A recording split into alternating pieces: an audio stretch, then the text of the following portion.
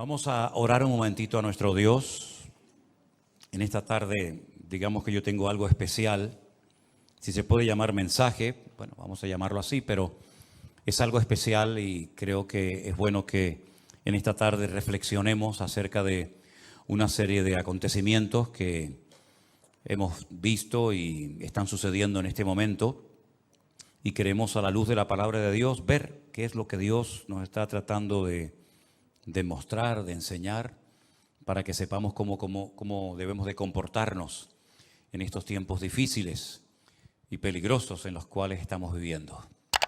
Te damos muchas gracias porque tu palabra nos da toda esa luz y toda esa información para poder saber en todo momento cómo tenemos que comportarnos, para saber, Señor, interpretar y leer las señales, los acontecimientos de los tiempos, Señor.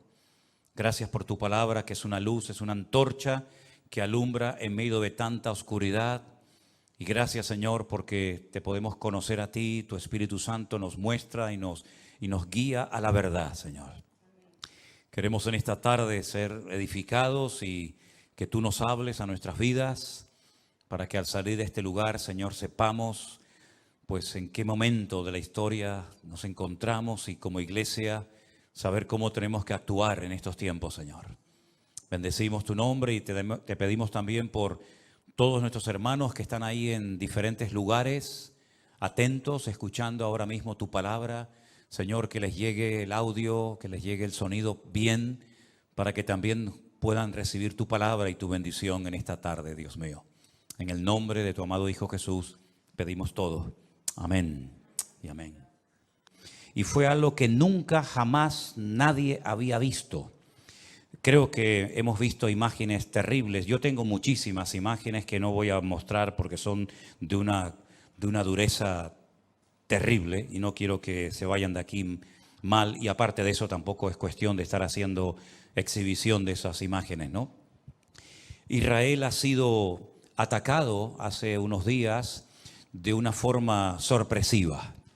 Y antes de dar una explicación bíblica a esto que ha ocurrido, que la tiene, y ustedes tienen que saberla, si nosotros comenzamos a leer la Biblia desde el principio, nos vamos a dar cuenta que en un momento determinado de la historia, Dios decidió escoger a un hombre, Abraham, y a través de ese hombre, pues preparar a un pueblo para que a través de ese pueblo, específicamente de una de las familias de ese pueblo, concretamente de la familia de Judá, de la tribu de Judá, pudiera nacer el Mesías, el Redentor del mundo, el que iba a venir a morir por nuestros pecados y a cumplir centenares de profecías que se habían escrito a lo largo de la historia.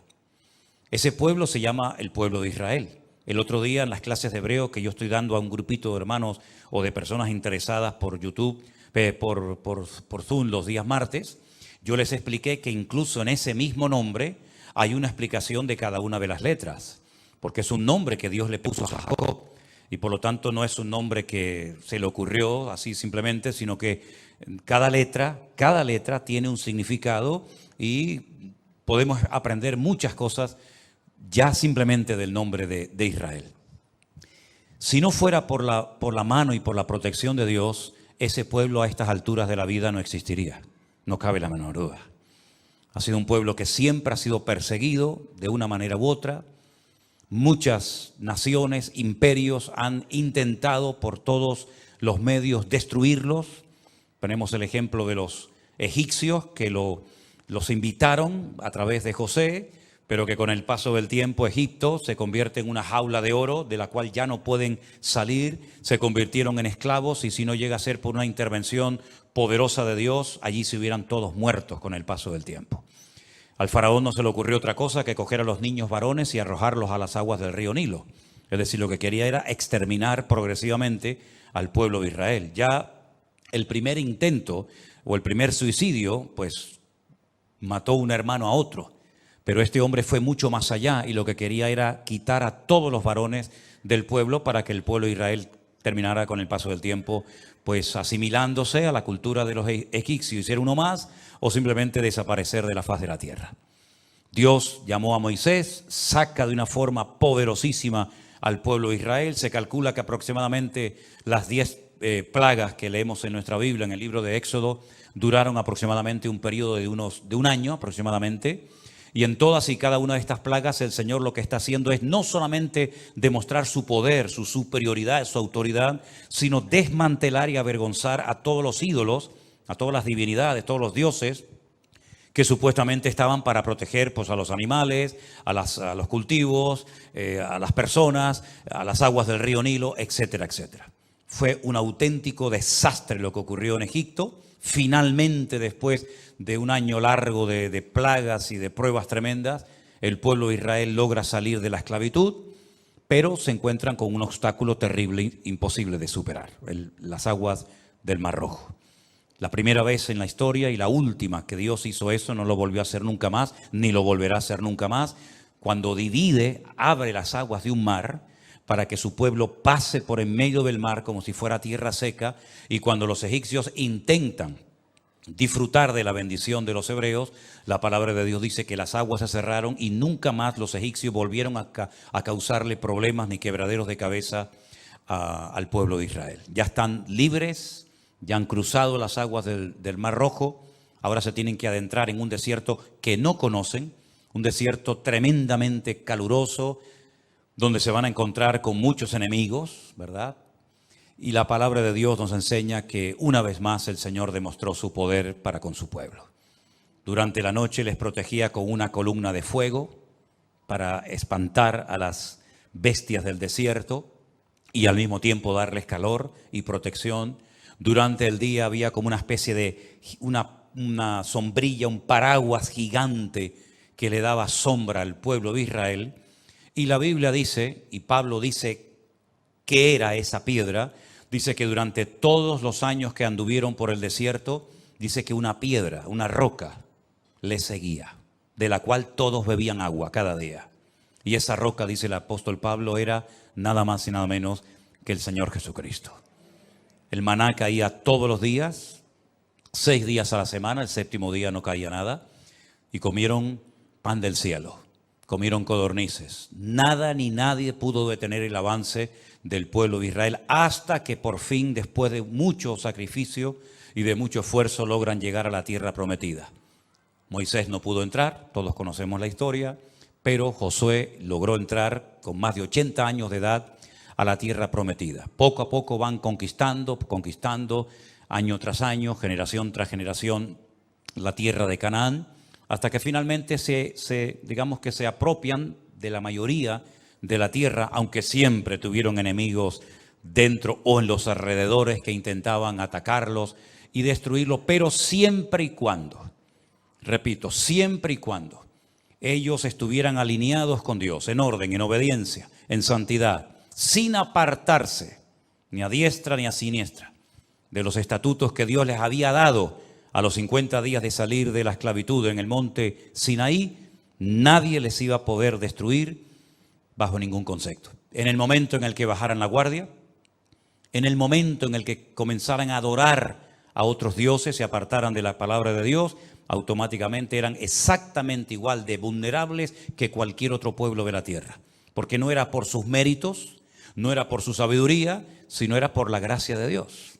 Mientras ellos estaban alineados con ese Dios, Dios los cuidaba. En el momento en el que se apartaban de los caminos rectos del Señor, automáticamente los enemigos les atacaban.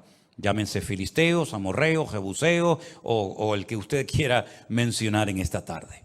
A lo largo de la historia, no solamente ya desde dentro del pueblo de Israel, de la tierra, sino a lo largo de la historia, hubieron imperios que, movidos por celos, por envidia o por lo que usted quiera mencionar, siempre tenían el objetivo no solamente de atacar, sino de destruir y borrar de la faz de la tierra a este pueblo. Lo intentaron los egipcios, fracasaron, lo intentaron los asirios, fracasaron, lo intentaron los babilónicos, fracasaron, lo intentaron los medos persas, los griegos, los romanos, los cruzados, los nazis, todo lo que ustedes quieran mencionar. En España se hicieron auténticas barbaridades con el pueblo de Israel, se les expulsó, se les crucificó, se les quemó, se les obligó a convertirse a una religión que no creían en ella, ni mucho menos lo hacían de todo corazón, sino por presión. Y a lo largo de la historia ha sido un pueblo tremendamente perseguido. Hasta que por fin, milagrosamente, después de 2000 años de huir de un sitio a otro, de estar perseguidos aquí, masacrados por allá, etcétera, etcétera, pocos años después de la finalización de la Segunda Guerra Mundial, Israel en un día logra declarar la independencia. En mayo de 1948 nace, después de 2000 años sin existir, una nación llamada Israel, con su bandera, con el Hatikva, que es el himno nacional, que por cierto es un himno hermoso, y logran entrar a la tierra prometida, pero no a toda la tierra que Dios les había prometido, sino a una parte muy pequeña del territorio de Israel, porque en aquel momento no estaban los famosos palestinos dominando el país, porque dicho sea de paso, nunca jamás hubo un pueblo palestino que tuviera un país y una ciudad palestina, jamás, eso es un invento.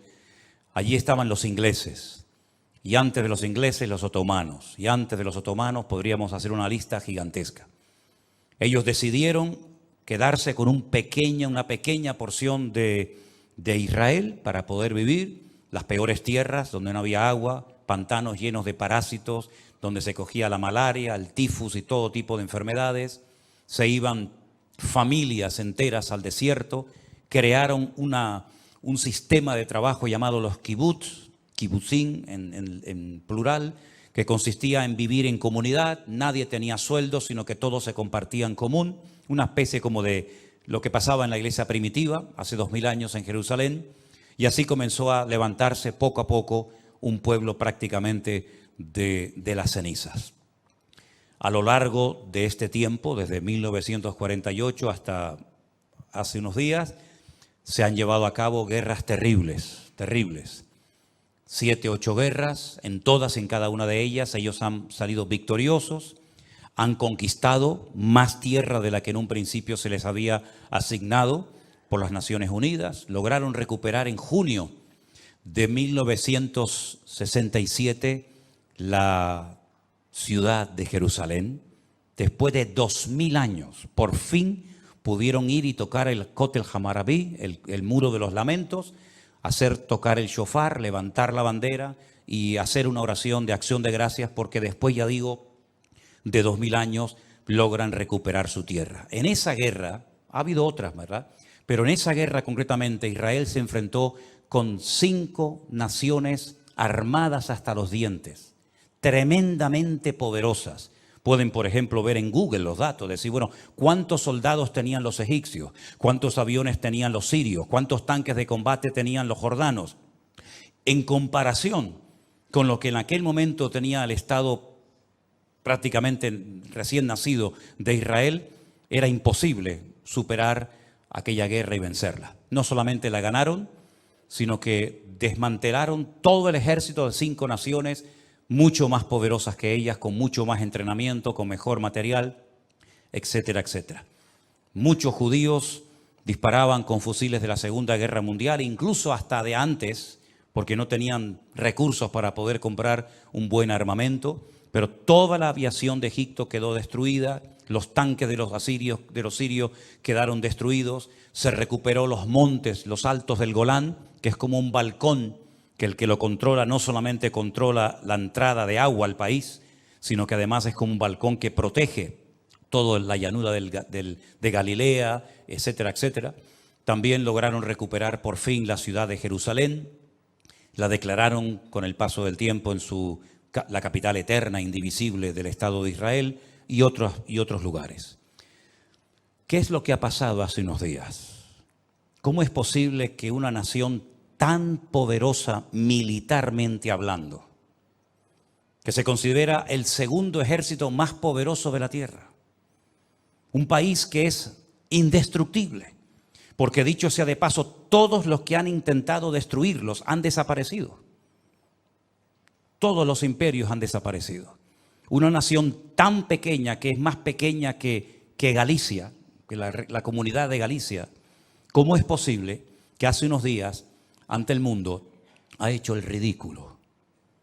¿Cómo es posible que 4 mataos en motos y con unos parapentes hayan logrado entrar dentro de las fronteras del Estado de Israel, hayan llevado cautivos más de 150 personas, hayan producido, esta mañana el último dato era 600 muertos y 2.000 heridos, y hayan con una pala, con un tractor, tumbado una alambrada y hayan entrado como Pedro por su casa, el mundo se pregunta, ¿qué ha sucedido? ¿Qué es lo que ha pasado?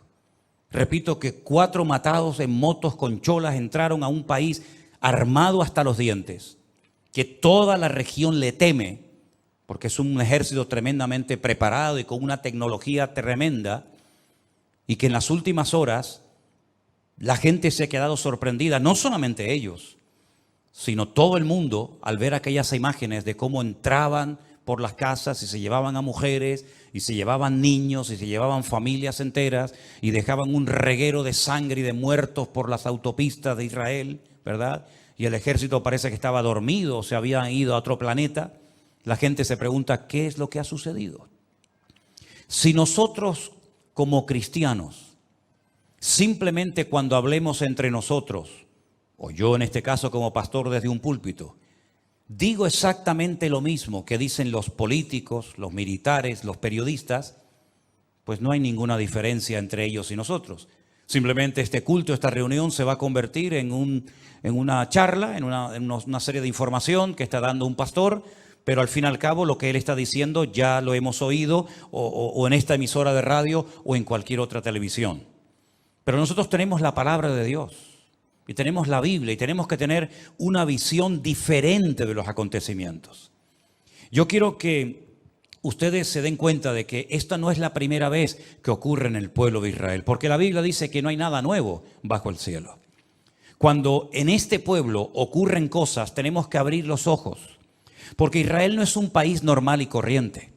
Israel no puede cometer errores que otras naciones cometen. Israel no puede cometer algunos pecados que para la sociedad hoy en día son normales y todo el mundo los hace. Israel es algo diferente. Israel no puede permitirse el lujo de darle lugar y de aprobar leyes antibíblicas porque todo eso se les va a volver siempre en su contra.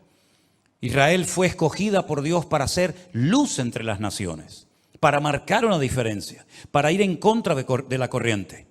Y el peor error es que Israel pierda su identidad y quiera parecerse a Europa o quiera parecerse a los americanos y quieran tener un estilo de vida tan abierto y tan democrático y tan liberal que al fin y al cabo muchas personas cuando van allí se quedan sorprendidos diciendo, ¿pero este es el Estado de Israel? Algunos pensaban que aquí todos eran creyentes, que leían la Biblia, que oraban, y es un país donde hay un libertinaje tremendo. Es un país donde se están haciendo una serie de cosas terribles que están trayendo estas consecuencias. Y esto no ha hecho más que empezar. Esto no ha terminado. Porque aunque ahora los políticos y los militares de Israel están pensando seriamente borrar de la faz de la tierra la franja de Gaza, aunque lo hicieran, el problema sigue estando. Porque el problema de Israel no son los palestinos. El problema de Israel no es ese ejército tremendamente poderoso que está arriba en el sur del Líbano llamado Hezbollah, que hace años presumen de tener 150.000 cohetes, pero no estos cohetitos o estos misiles que lanzan desde la franja de Gaza, entre comillas, caseros, que por supuesto hacen mucho daño y viajan unos cuantos kilómetros, sino misiles en todo el sentido de la palabra, porque Hezbollah no son 4 matados que están allí haciendo el tonto, sino es un ejército financiado por Rusia y por Irán. Y tienen armamento tremendamente sofisticado que puede tumbar a cualquier país cuando quieran. Entonces, queridos hermanos, cuando por ejemplo nosotros nos vamos al libro de Josué, y quiero llevarles, la primera lectura que quiero leer en esta tarde es en el libro de Josué. Cuando ellos logran entrar a la tierra prometida, y tienen una victoria tremenda, como tantas que ha tenido el pueblo de Israel a lo largo de la historia, ellos se dan cuenta de que la tierra de Canaán es posible conquistarla. No es verdad lo que habían dicho aquellos exploradores, hacía 40 años atrás, que la tierra se tragaba a sus moradores, que ellos eran como langostas en comparación a la altura de aquellos hombres tan enormes. Ellos se han dado cuenta de que la tierra prometida les va a costar conquistarla, pero es posible vencer a todos y a cada uno de los enemigos que en aquel momento estaban allí, que eran 7 naciones, cada una de ellas con sus características. Unos eran fuertes en los valles, otros en las montañas, unos atacaban por la retaguardia, como ha sucedido ahora, es la técnica de Amalek. Estaban los filisteos, etcétera, etcétera. Pero ellos, cuando conquistan la ciudad de Jericó, una ciudad con doble muralla, una ciudad que era humanamente hablando imposible de conquistar y sin mover ni un dedo, sino simplemente por acatar la estrategia divina que consistía en dar vueltas, ¿se acuerdan? Y vueltas y más vueltas alrededor de la ciudad de Jericó. Y finalmente 7 vueltas, cuando ellos ven aquel milagro de cómo aquellas murallas cayeron de arriba abajo y se desmenuzaron, cayeron sobre sí mismas, ellos dijeron, es posible conquistar toda la tierra. Pero miren lo que sucedió, capítulo 7 de Josué. Los hijos de Israel cometieron una prevaricación en cuanto al anatema. Permítame explicarles que de la ciudad de Jericó no se podía tomar nada. No había botín para los soldados ese día. Generalmente el botín se repartía a los soldados, a los que habían ganado la batalla. Fueran ropa, fuera dinero, fuera lo que fuera. Pero en este caso la orden era no tomar nada de la ciudad de Jericó, porque como iba a ser la primera ciudad en ser conquistada, y como lo primero tenía que ser para el Señor, todo lo que recuperaran tenía que ser dedicado al Señor y no para el patrimonio personal de cada uno de ellos. Los primeros frutos, cuando los árboles daban los primeros frutos, ese fruto no se podía comer por el propietario, sino tenían que llevarlo al templo y consagrarlo al servicio del Señor. Y así con los animales y con todo. En esta ocasión, todas las personas que entraran a tomar posesión de la ciudad de Jericó no podían tomar nada, porque era la primera ciudad y lo primero siempre es para el Señor. Nadie podía tomar nada. Pero dice aquí que el pueblo cometió una prevaricación en cuanto al anatema. Había una maldición que tomara algo traería esa maldición al pueblo.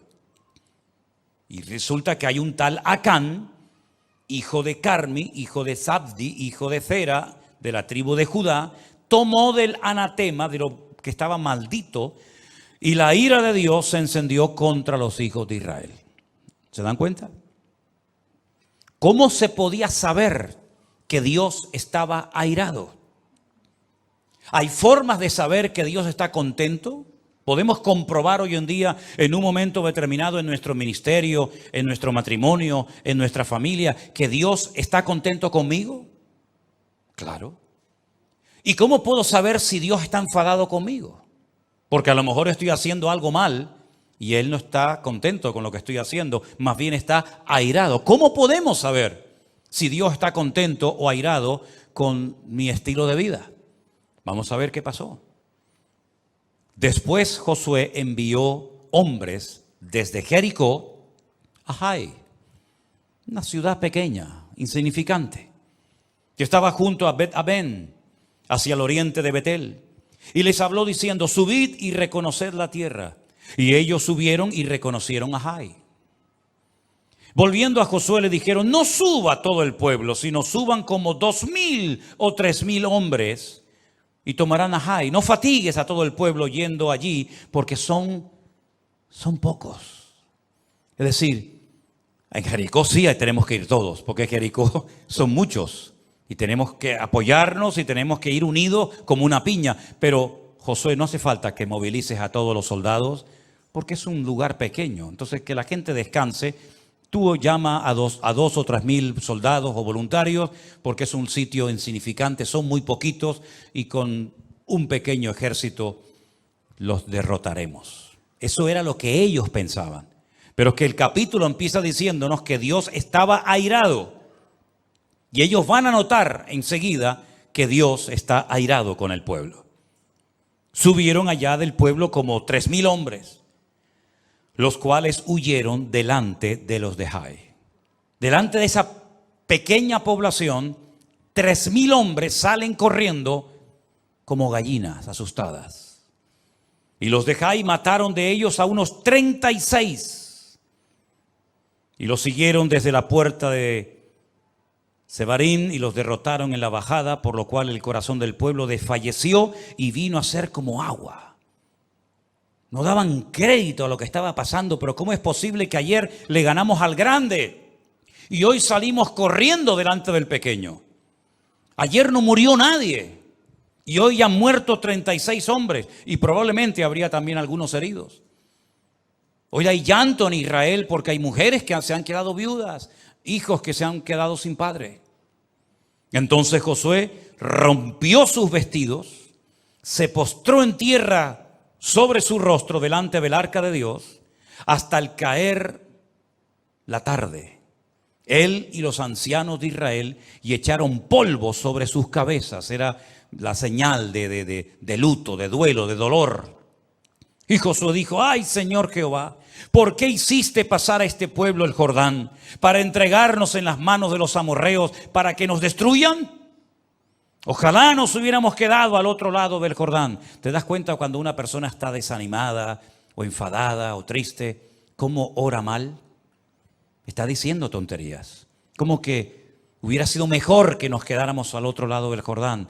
Entonces, si nos quedamos al otro lado del Jordán, la tierra se queda sin conquistar, las promesas se quedan sin cumplir y la honra de Dios queda por el suelo, porque Dios ha dicho que esta tierra se la dará a ustedes y a su descendencia. Y si tú prefieres quedarte al otro lado, la honra de Dios va a quedar por el suelo. Así que déjate de decir más tonterías. Ay, Señor, ¿qué le diré ya? ¿Qué diré ya que Israel ha vuelto la espalda delante de sus enemigos? Porque los cananeos y todos los moradores de la tierra oirán y nos rodearán y borrarán nuestro nombre de sobre la tierra. Y entonces, ¿qué harás tú a tu grande nombre? Y el Señor le dijo a Josué: levántate. ¿Por qué te postras así sobre tu rostro? Ahora viene la explicación. Israel ha pecado y aún ha quebrantado mi pacto que yo les mandé. Han tomado también del anatema y hasta han hurtado, han mentido y aún lo han guardado entre sus enseres. Por esto los hijos de Israel no podrán hacer frente a sus enemigos, sino que delante de sus enemigos volverán la espalda, por cuanto han venido a ser anatema. Ni estaré más con vosotros, si no destruyereis al anatema de en medio de vosotros. ¿Entienden ahora? ¿Se dan cuenta ahora por qué hicieron el ridículo? ¿Por qué cayeron hombres muertos? ¿Y por qué no pudieron vencer al pequeño y al grande? Sí, ¿se dan cuenta? Esta explicación que Dios está dando no ha caducado en el tiempo. Dios sigue opinando y creyendo exactamente lo mismo que dijo. Se lo dijo a Josué y lo vuelve a decir hoy en día. Cuando Israel no vence a sus enemigos, sino más bien sus enemigos se regocijan sobre Israel, es por lo mismo que el Señor le dijo a su pueblo hace miles de años, porque Israel ha pecado y por eso vuelven la espalda delante de sus enemigos. Como Dios es el mismo ayer, hoy y por los siglos, esta explicación está en pleno vigor hoy en día en el pueblo de Israel. ¿Cuántos dicen amén? Levántate, santifica al pueblo y di: santificaos para mañana, porque el Señor, el Dios de Israel, dice así: anatema hay en medio de ti. Israel, no podrás hacer frente a tus enemigos hasta que hayáis quitado al anatema de en medio de vosotros. Todos conocemos el resto de la historia. Al final hasta sabemos que Acab había llevado cosas a su tienda de campaña, las había enterrado, la familia había sido copartícipe de su engaño, de su mentira, y toda la nación experimentó las consecuencias del pecado de este hombre. Si ustedes vienen conmigo al libro de Sofonías, yo sé que es un libro que no se suele leer mucho, o por lo menos no es tan conocido como otros, pero en el libro de Sofonías, que está en el Antiguo Testamento, en el capítulo 1, yo voy a leer unos versículos que yo creo que van a venir muy bien escucharlos en esta tarde. Sofonías capítulo 1. Palabra de Jehová que vino a Sofonías, hijo de Cusi, hijo de Gedalías, hijo de Amarías, hijo de Ezequías, en los días de Josías, hijo de Amón, rey de Judá. Destruiré por completo todas las cosas de sobre la faz de la tierra, dice el Señor. Destruiré a los hombres y a las bestias. Destruiré a las aves del cielo y a los peces del mar. Cortaré a los impíos y raeré a los hombres de sobre la faz de la tierra, dice el Señor. Extenderé mi mano sobre Judá y sobre todos los habitantes de Jerusalén y exterminaré de este lugar los restos de Baal y el nombre de los ministros idólatras con sus sacerdotes. Y a los que sobre los terrados se postran al ejército del cielo y a los que se postran jurando por Jehová y jurando por Milcón. Y a los que se apartan de en pos de Jehová y a los que no buscaron a Jehová ni le consultaron. Calla en la presencia del Señor, porque el día del Señor está cercano, porque Jehová ha preparado sacrificio y ha dispuesto a sus convidados. Y en el día del sacrificio Jehová castigaré a los príncipes y a los hijos del rey y a todos los que visten vestido extranjero. Asimismo castigaré en aquel día a todos los que saltan la puerta, los que llenan las casas de sus señores de robo y de engaño. Y habrá en aquel día, dice el Señor, voz de clamor desde la puerta del pescado y aullido desde la puerta segunda. Y gran quebrantamiento entre los collados. Aullad, habitantes de Mactes, porque todo el pueblo mercader es destruido. Destruidos son todos los que traían dinero. Acontecerá en aquel tiempo que yo escudriñaré a Jerusalén con linterna y castigaré a los hombres que reposan tranquilos como el vino asentado, los cuales dicen en su corazón, Jehová ni hará bien ni hará mal. Por tanto serán saqueados sus bienes, sus casas serán asoladas, edificarán casas, mas no las habitarán, plantarán viñas, mas no beberán el vino de ellas. Cercano está el día grande de Jehová, cercano y muy próximo.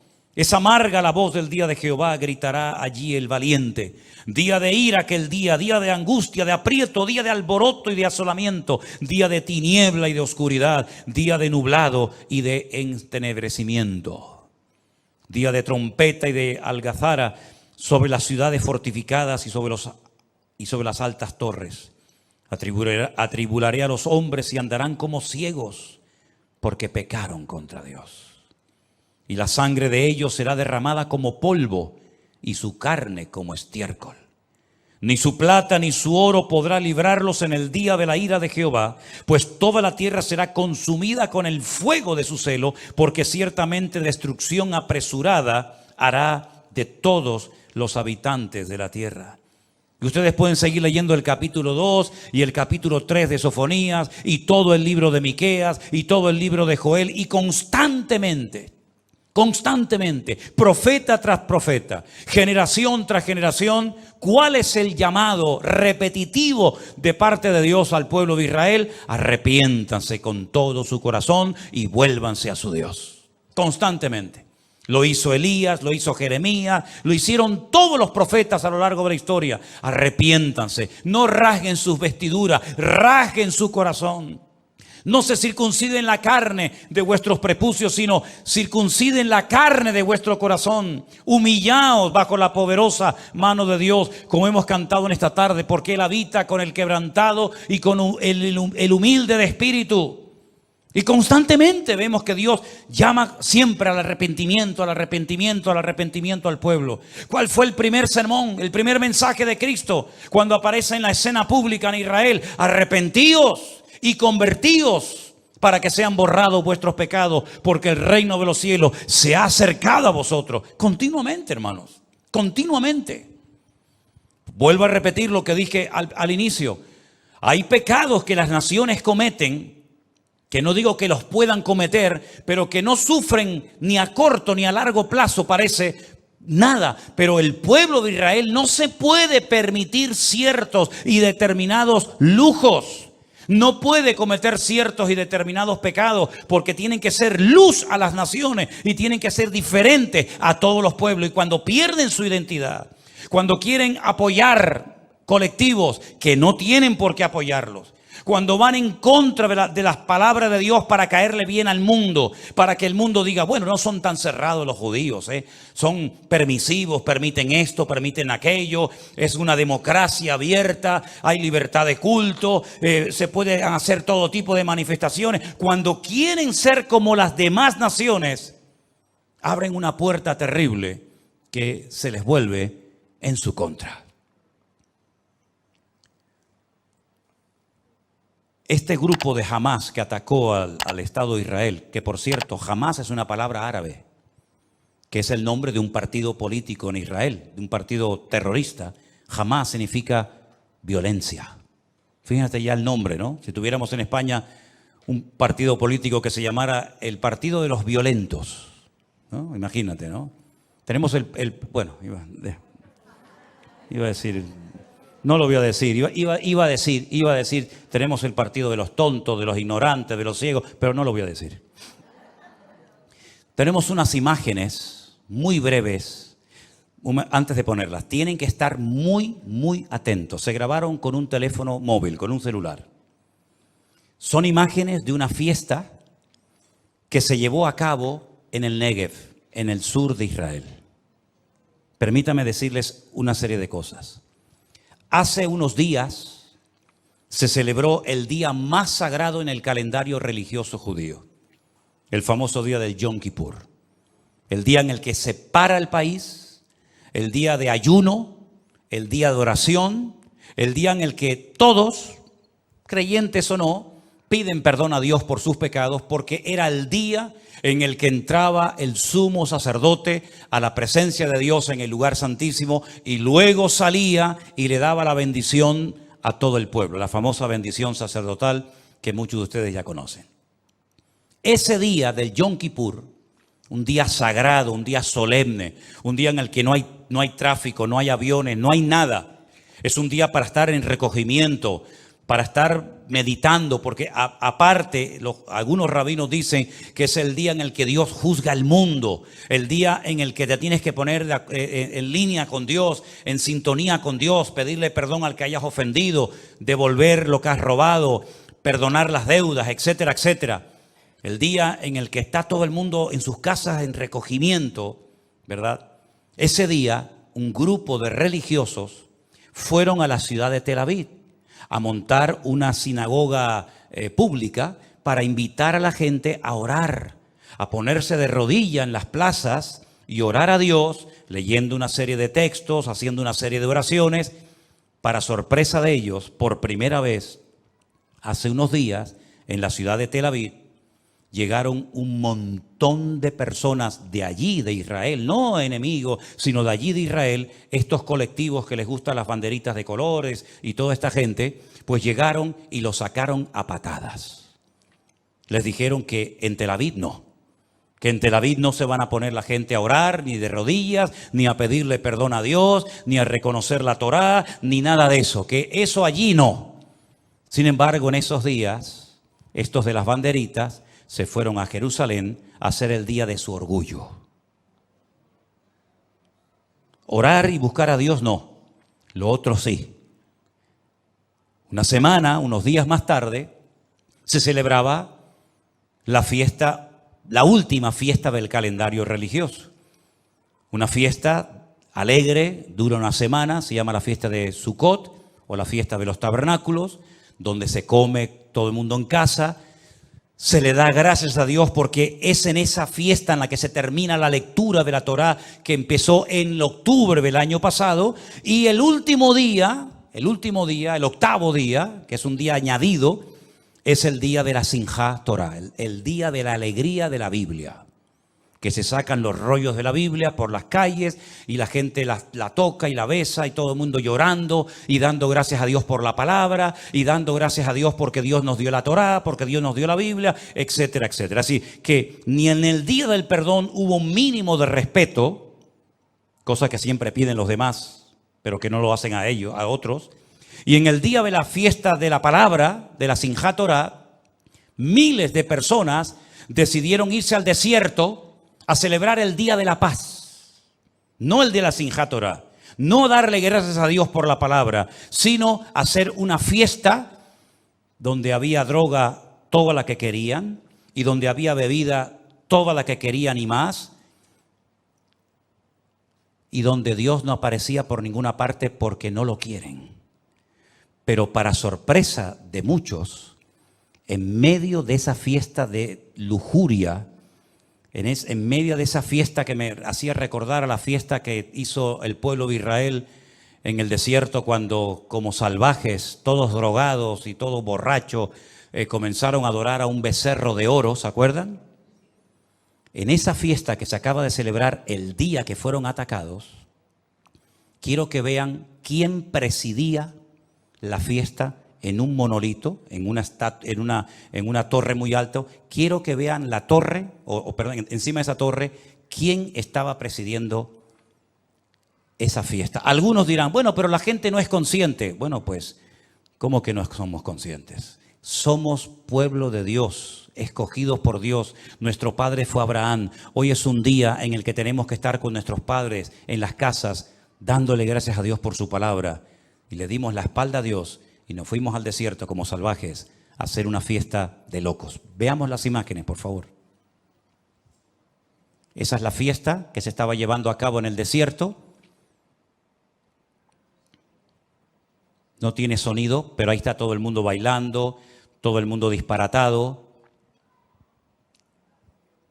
como animales salvajes, olvidándose. Y miren quién está allí. Ahora hemos sacado una fotografía. Miren, una estatua de Buda, o de un dios hindú, o me da igual lo que sea. El día de la Simchat Torah, el día que el pueblo estaba celebrando la palabra de Dios, miles de personas estaban danzando alrededor de esa imagen, conscientes o no, y a las espaldas comienzan a caer parapentes llenos de terroristas y no se dieron ni cuenta. Si ustedes ven al fondo de la imagen, ven unos puntitos negros, ¿los veis? Esos puntitos negros no son nubes, esos puntitos negros son los terroristas de Hamás que se estaban acercando a ese campamento donde hicieron una masacre terrible y donde se llevaron 150 personas secuestradas a la Franja de Gaza, donde se encuentran ahora mismo. ¿Cómo es posible que una nación tan poderosa, que ha derrotado a naciones y a imperios enteros, con una simple pala de excavadora, con 4 matados en moto y 7, 8 que venían en parapentes, hicieran retroceder al ejército de Israel y mataran a 600 personas y a 2.000 heridos, y la gente se quedó con la boca abierta? ¿Os dais cuenta ahora cómo cuando abrimos puertas a lo que no agrada a Dios, el favor de Dios no nos respalda? ¿Creen ustedes que por ser judíos, por tener ciudadanía israelí o pasaporte israelí y por ser descendientes del patriarca Abraham, ya todo vale? ¿Podemos comportarnos como salvajes? ¿Podemos caer en idolatría, en adulterio, en homosexualidad o en lo que sea? No, mi hermano. Dios no es un viejito que todo lo permite y todo lo tolera. Como dije el otro día a alguien en Israel se tiene más fe en Papá Noel que en el Dios de Israel. Es una lástima ver cómo un pueblo tan bendecido, un pueblo que ha sido tan protegido por la mano de Dios a lo largo de la historia, se esté comportando igual o peor que inconversos que no conocen la verdad. Alguien decía también en las redes sociales: Dios, mándanos rápido al Mesías para que nos arregle los problemas. Y yo dije: ya lo mandó y no lo quisisteis. Ya os mandó al Mesías y lo rechazasteis. Y después le disteis la bienvenida a Bar Kokhba y a Subitai, y le disteis la bienvenida a tantos falsos mesías, y al verdadero lo crucificasteis, porque Jesús dijo: cuántas veces yo quise juntar a mis hijos como la gallina junta sus polluelos. Porque una de las profecías que los judíos dicen que demuestra que Cristo no fue el verdadero Mesías es que no logró juntar a todo el pueblo de Israel. No logró juntar a las 12 tribus, las perdidas y las que estaban en aquel momento. Como no las logró juntar, Él no es el verdadero Mesías. Pero Jesús dijo: ¿cuántas veces yo quise hacer esa unidad del pueblo? Y no quisisteis. Y después dice: Jerusalén, Jerusalén, que matas a los profetas, que apedreas a los que yo envío, ¿verdad? En otras palabras, el problema no está en Dios. No es que Dios les ha fallado y los ha abandonado, es que el pueblo no vive en orden, en santidad, delante del Señor. Y cuando un pueblo como ese, específicamente como ese, no se comporta al nivel que Dios espera de ellos, es normal que 4 matados con la chola en moto vengan y hagan un destrozo, rompiendo una valla, y parece como que estaban dormidos, estaban anestesiados. Incluso hasta se ven algunos subiéndose a lo alto de un tanque de combate, no sé si habéis visto las imágenes, arrastrando a los muertos por la calle. Hermanos queridos, ¿cuándo nos vamos a dar cuenta que nuestro Dios es un Dios santo? Y que así como su misericordia y su amor es genuino y real, también su ira y su enojo es real. Pero qué poco se predica de la ira de Dios, ¿no? Parece como que Dios no tiene nunca que enfadarse, no tiene motivos para enojarse. Y claro que tiene muchos motivos Dios para enojarse. Y a nosotros nos puede pasar lo mismo si no nos damos cuenta de que somos gente diferente. Tú no puedes hacer cosas que la gente de la calle hace. Bueno, las puedes hacer, pero no debes de hacerlas. Tú no puedes ir por la calle presumiendo tus virtudes como macho ibérico o tú como mujer. Pero es que todo el mundo lo hace, pastor. Es que todos visten así, sí, pero tú no, hijo. Tú no. Las redes sociales no es para enseñar tu musculatura. Las redes sociales no son para enseñar tus atributos, hermanita. Las redes sociales son para predicar el evangelio, para que la palabra de Dios llegue hasta el último rincón de la tierra. Bueno, es que la gente de vez en cuando se fuma un porro, sí, pero tú no puedes hacerlo, porque tú eres real sacerdocio, nación santa, pueblo adquirido por Dios para que anuncie de las virtudes de aquel que te llamó de las tinieblas a su luz admirable. Es que todo el mundo tiene por ahí una querida y los viernes uno puede ir a la discoteca, sí, pero tú no. Porque los ojos del Señor recorren toda la tierra y tú tienes que ser diferente. Y si no quieres ser diferente, no vengas más aquí. No vengas más aquí. No vengas a cumplir. No vengas a decir, bueno, vengo. No. Si no quieres asumir tu identidad como hijo de Dios, este no es tu lugar. Este es un lugar para honrar a Dios. Este es un lugar para cambiar. Este es un lugar para ir en serio con Dios. Si tú no quieres ir en serio con Dios, no vengas más, por favor. No nos hagas perder el tiempo, porque no queremos perder el tiempo en tonterías. Ahora, eso sí, cuando hay problemas, cuando hay dificultades, cuando la niña se pone enferma, cuando el marido te engaña, cuando el hijo no sé qué, pastor, oren por mi matrimonio, pastor, oren por mi familia. Estoy cansado de eso, hermanos. Estoy cansado de que la gente solamente se acuerde de Dios cuando les va mal. Y cuando les va bien, según ellos, se olvidan rápidamente de Dios. ¿Saben? Al día siguiente de este ataque, un montón de jóvenes que lograron salvarse milagrosamente se fueron a Jerusalén a hacerse religiosos. Les entró miedo, ¿eh? Como se llenaron las iglesias en Estados Unidos cuando vieron caer las Torres Gemelas. Mucha gente comenzó a ir a la iglesia y hacían cultos de oración toda la noche orando porque se sentían vulnerables. Ya no somos indestructibles como los americanos creyeron durante años, ¿verdad? Que las guerras siempre se hacían fuera, ¿verdad? Y los misiles nunca nos van a llegar. Cuando vieron caer aquellos edificios, cuando vieron su Pentágono ardiendo y cuando vieron a más de 4,000 personas muertas en aquellos días de aquellos atentados terribles, ahora sí se acordaron de Dios. Y como dijo aquel predicador que ya está en la presencia del Señor, Billy Graham. Ahora os acordáis de Dios. Habéis prohibido la oración en las escuelas. Habéis sacado a Dios de las universidades. Es un delito en algunos estados de los Estados Unidos evangelizar, porque dice que eso es proselitismo y no se puede evangelizar a otras personas. Pero ahora nos atacan. Ahora somos vulnerables y ahora clamáis a Dios y pedís el favor de Dios. ¿Queremos ir en serio con Dios o no? Hemos entendido que dice la Biblia que sin santidad nadie verá al Señor. ¿Lo tenemos claro o no lo tenemos claro? Dios no busca bulto, Dios no busca número de personas, sino que Él dice que busca un remanente fiel que lo adore y que lo honre. Miren, cuando Ezequiel estaba en el cautiverio en Babilonia, el Señor le dijo a Ezequiel: te voy a llevar en visión, te voy a llevar en el espíritu, te voy a transportar a Jerusalén para que veas el motivo por el cual los traje aquí al destierro. Dice que se lo llevó en visión a Jerusalén y le dice: mira ese hueco en el muro, métete por ese hueco. Dice que se metió y dice que vio a los sacerdotes del templo de Jerusalén que habían pintado todas las murallas por dentro con los signos del zodíaco. Estaban adorando a la reina del cielo, uno de tantos demonios, y dice que se acercaban el ramo a la nariz. Es decir, estaban esnifando droga. Dice: no, pero aún hay cosas peores, vente conmigo. Y dice que lo llevó en visión a diferentes partes del templo y decía: métete en esa habitación para que veas lo que están haciendo. Y ahora entra a aquella habitación para que vea lo que están haciendo. Porque esta gente, de cara al público, parecen los más santos del mundo. Esta gente, de cara a la galería, son siempre muy respetuosos y siempre muy educados y siempre muy esto. Pero el Señor no mira la apariencia exterior de nosotros, hermanos. El Señor lo que mira es el corazón.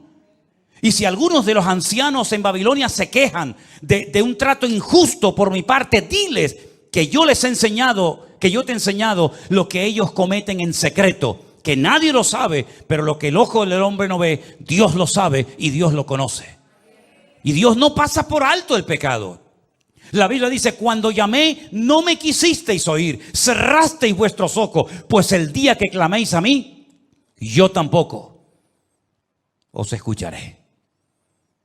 Por eso cuando decimos: vamos a orar por el pueblo de Israel, lo que hay que orar por el pueblo de Israel es para que se arrepientan, para que se humillen delante del Señor, que por cierto todavía no lo han hecho.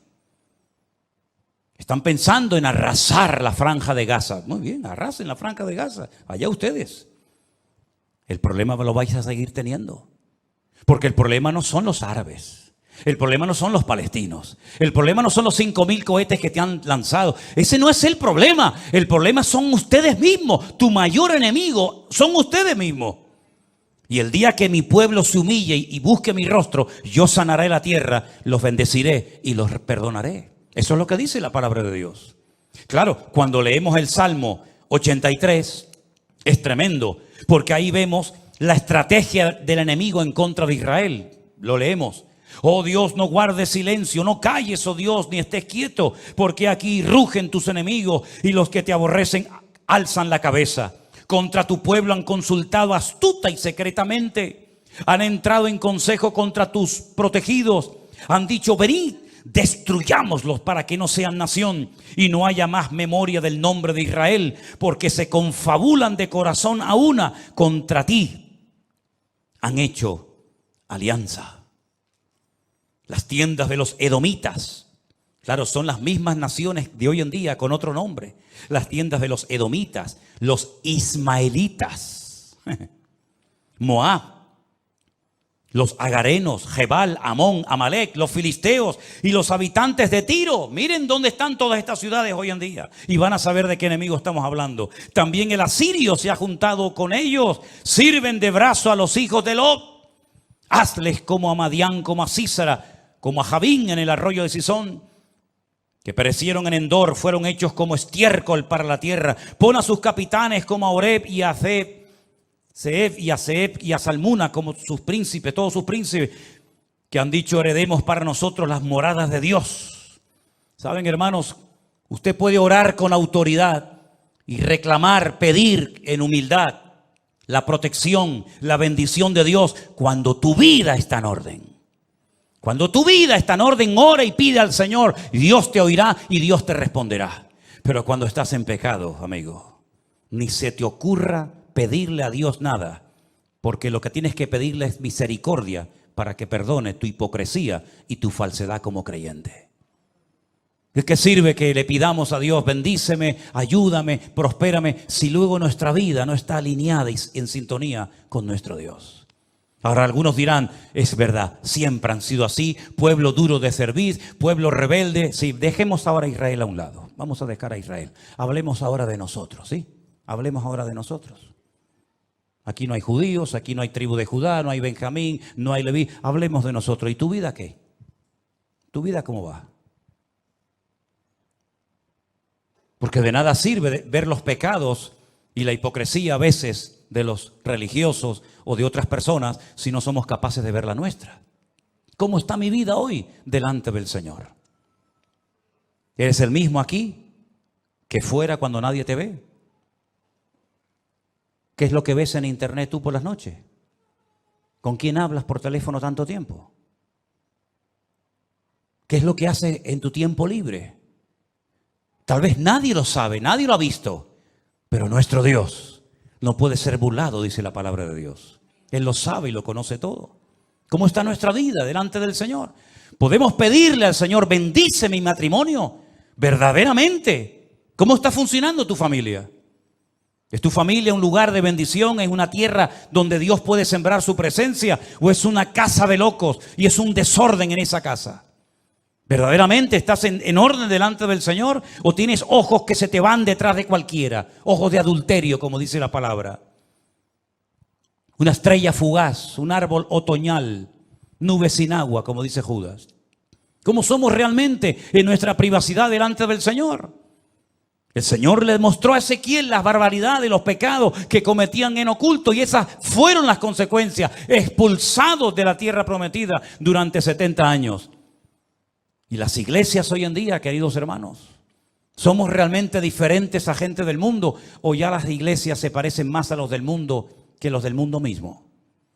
Cuánta música, cuánta basura, cuánta soberbia, cuánto amor al dinero se ha metido a veces en las congregaciones, y creemos, o algunos creen, que eso tiene que ver algo con el evangelio del Señor Jesucristo.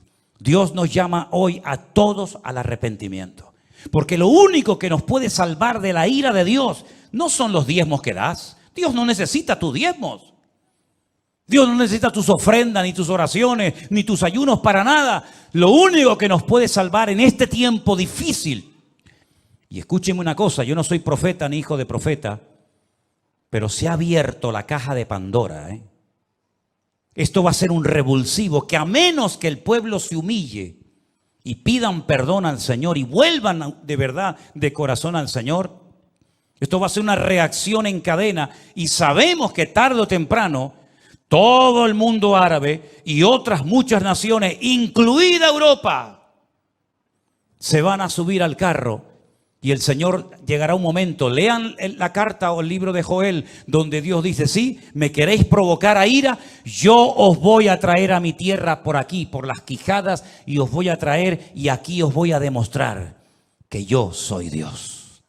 Y sabemos que en los últimos tiempos, Estados Unidos, porque ahora están contentos en Israel, me decían los hermanos con los que he hablado estos días, están contentos y tranquilos, porque el viejito, el Biden, el pobrecito ya se cae por las escaleras y a veces no sabe si entra o sale, les ha dicho que Estados Unidos siempre, siempre estará al lado del pueblo de Israel. Pero si la Biblia nos enseña que el único que va a estar siempre al lado del pueblo de Israel es el Dios de Israel. Alzaré mis ojos a los montes. ¿De dónde vendrá mi socorro? Mi socorro viene del Señor, el que hizo los cielos y la tierra. No dará tu pie resbaladero, ni se dormirá el que te guarda. Eso dice la palabra de Dios, que el Señor siempre quiere estar con nosotros. Pero para que el Señor siempre esté con nosotros, su bendición, su respaldo, todo su favor, nosotros siempre tenemos que estar con el Señor. Porque si tú no estás bien con el Señor, tú estás viviendo como un religioso que sabes textos de la Biblia, que sabes más o menos cómo se comporta uno en una iglesia, pero tu corazón no es un corazón humillado y arrepentido delante de la presencia del Señor.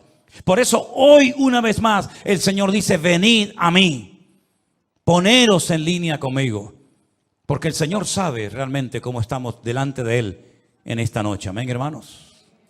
Tu problema no es tu suegra, tu problema no es tu hija, tu marido.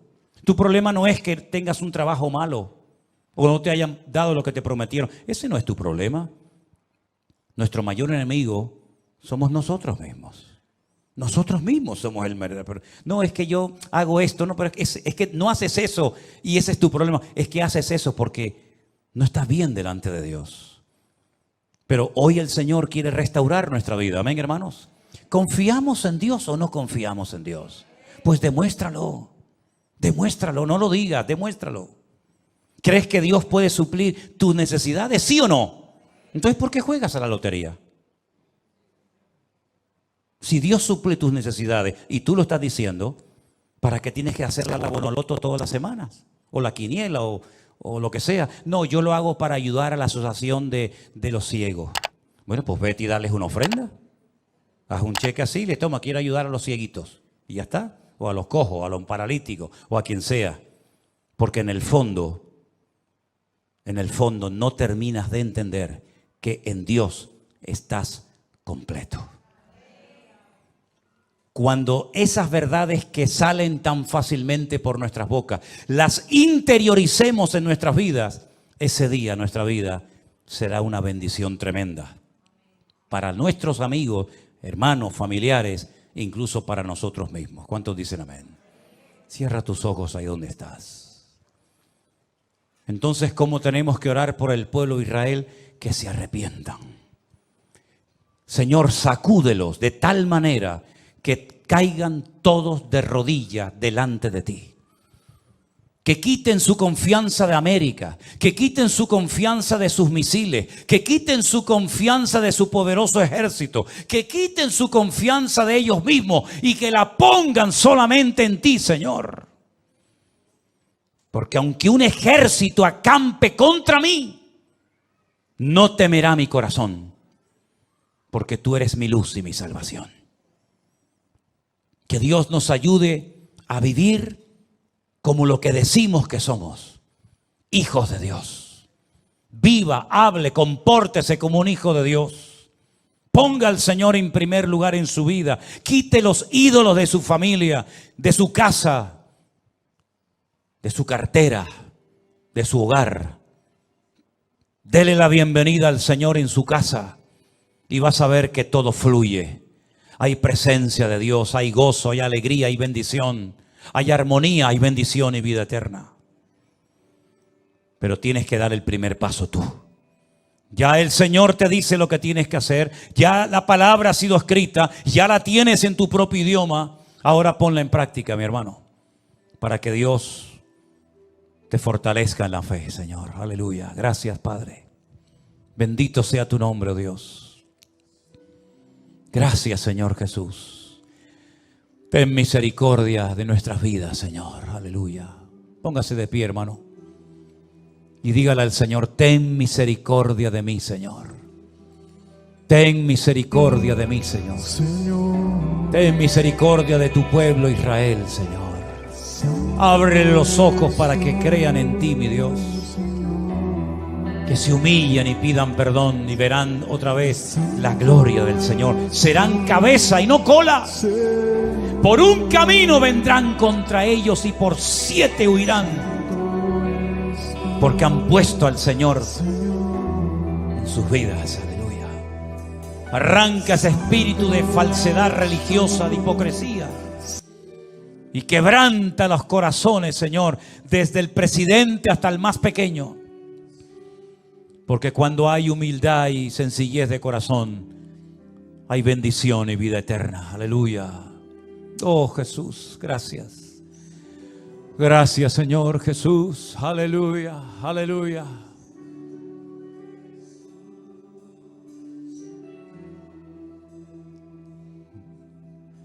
Santo eres tú, Señor. Santo eres tú, Señor. Y enséñame a vivir en santidad. Y enséñame